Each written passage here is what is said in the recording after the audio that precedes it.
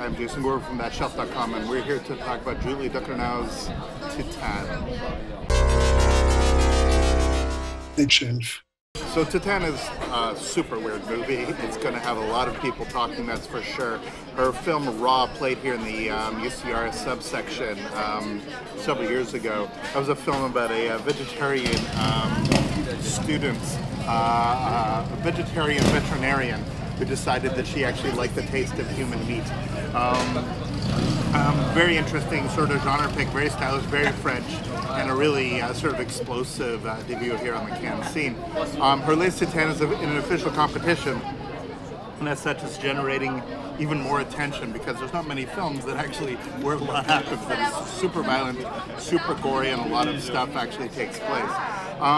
Fundamentally, it's the story of this woman. You actually meet her as a young girl. She's in the backseat of the car, sort of kicking the back of the seat of her father. Her father starts yelling at her. She takes off the seatbelt in sort of a moment of petulance. You get in a massive car accident. She basically has a titanium plate put onto her head.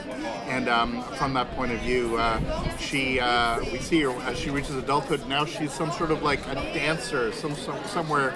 A sort of a clothes stripper at a car show, which is basically humping a car to the joy of those sort of miserable men that are sort of surrounding around her. And from there we get a film that's equal parts of violence, it's a serial killer movie, it's a relationship movie, it's a movie about adoptive families, about the lies we tell each other in order to sort of get by. It's another lie movie like Benedetta, where we accept what we can, what we say, and we accept what we tell ourselves in order to succeed.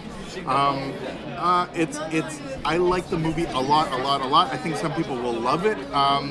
There's actually a central sort of storyline, which is how the film actually culminates, that I think is not necessary. It's a supernatural element, for lack of a better word, that I think in some ways takes away from the power of the narrative. I would have loved if it simply sort of focused on all the sort of everyday quotidian nonsense and violence, and heartbreak and joy and passion and lust and all of that stuff, and didn't have this other element. I think that it's not necessary, frankly, and I think it takes away some ways from the power of the story. It's another level of weird that doesn't need to be there.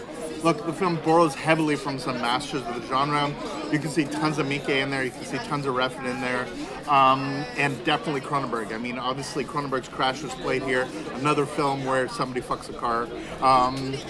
There's certainly echoes, but this is absolutely still an original vision, borrowing liberally from all this stuff, obviously, but very much making it its own thing.